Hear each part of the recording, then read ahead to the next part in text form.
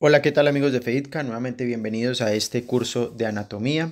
En este video vamos a centrarnos en hablar un poco de la posición anatómica para que ustedes aprendan a discriminar la terminología adecuada en cuanto a la ubicación que tienen algunos segmentos del cuerpo.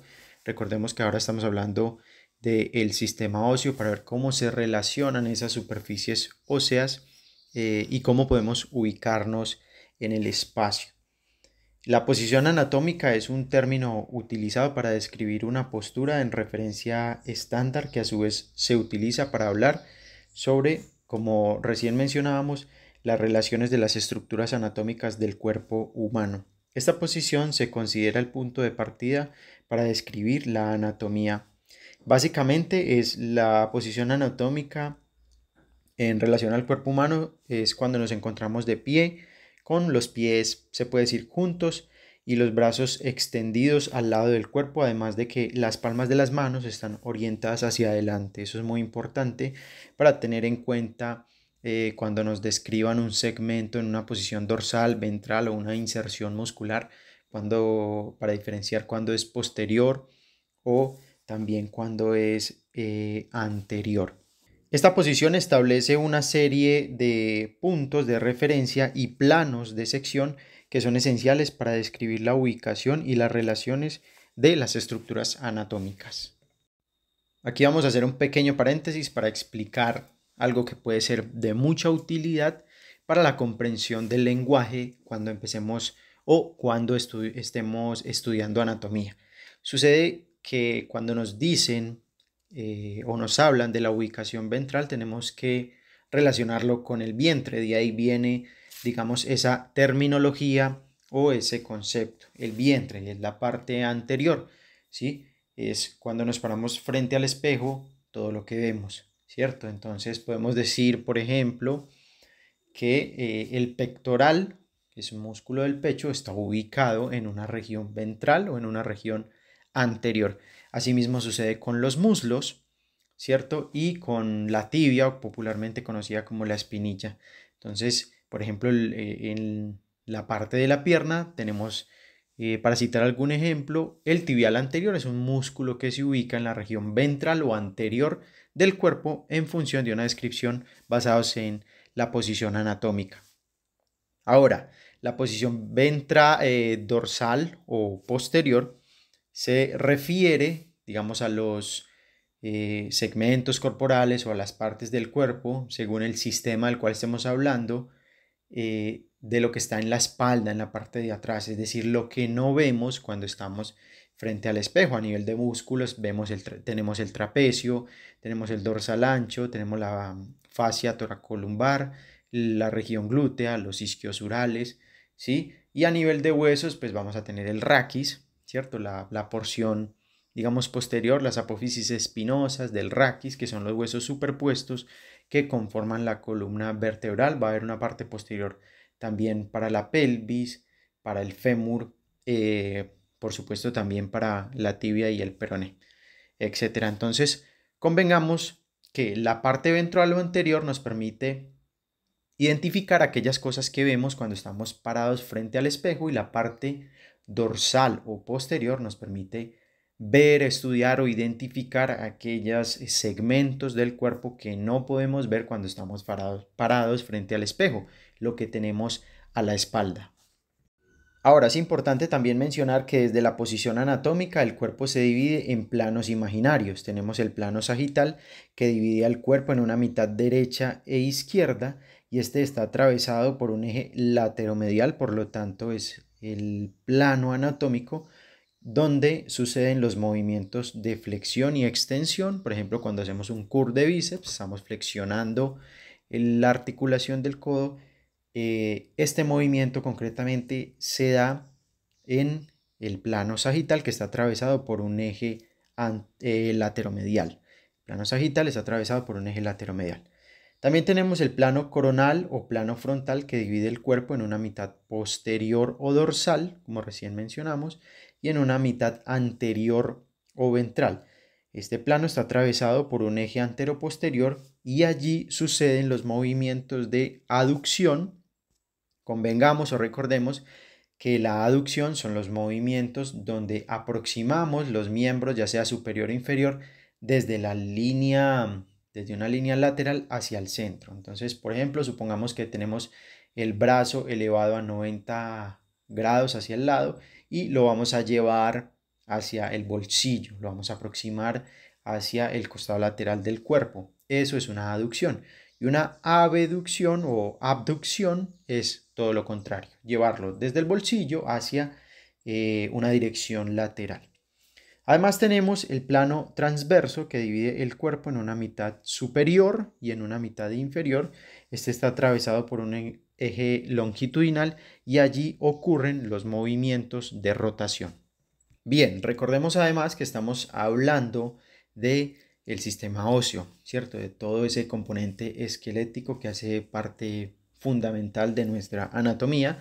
Hoy vamos a hablar específicamente del miembro superior, cuáles son los huesos que conforman el miembro superior y algunas de sus características, por supuesto, también unos puntos concretos que van a ser fundamentales para después entender dónde se insertan los músculos y cómo se relaciona el sistema esquelético con el sistema muscular.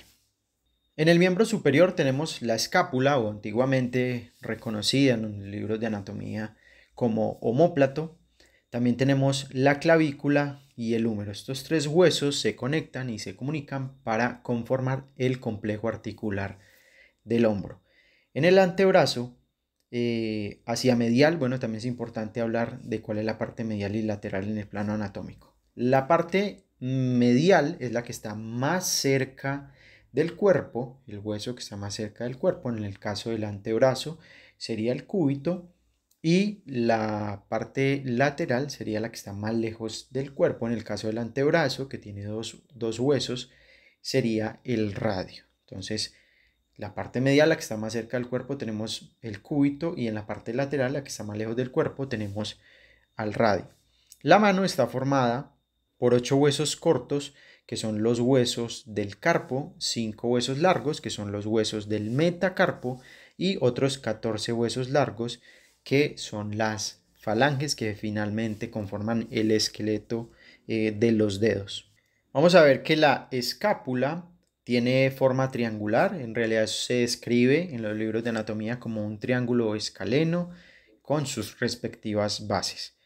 Tiene el cuerpo tiene dos caras, una cara anterior, la cara anterior está pegada, digamos, a las costillas, o está próxima a las costillas, y tiene una cara posterior que da inserción a músculos como el trapecio, el deltoides, entre otros. Además, es importante también mencionar que tiene tres ángulos: un ángulo superior o cefálico, un ángulo inferior y un ángulo lateral. Todo esto va a ser después muy importante para considerarlo a la hora de entender y aprender cómo o dónde se insertan los músculos en cada segmento corporal. También hay que hablar de los accidentes óseos. Los accidentes óseos, digamos que son formas irregulares que tiene el hueso y que permiten la inserción de diferentes músculos. Tiene la espina, que se ve en la parte posterior, la espina de la escápula, donde se inserta el deltoides posterior y también una porción del trapecio. Tiene la apófisis coracoides y el acromion.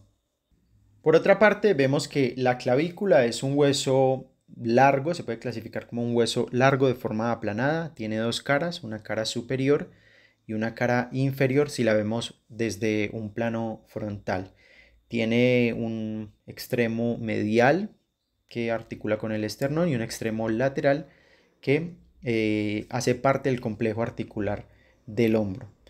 Ahora, hablando del húmero, vemos que el húmero tiene tres caras: una cara anteromedial, una cara anterolateral y una cara posterior, o sea que no es cilíndrico, sino que es una suerte de triángulo. De hecho, tiene en la parte superior y en la parte inferior las bases, que también se conocen como epífisis, son triangulares o se asemejan más a un triángulo. Es importante mencionar además que la escápula, al ser un hueso plano, no tiene extremos. La clavícula tiene un extremo medial y un extremo lateral vista desde un plano frontal.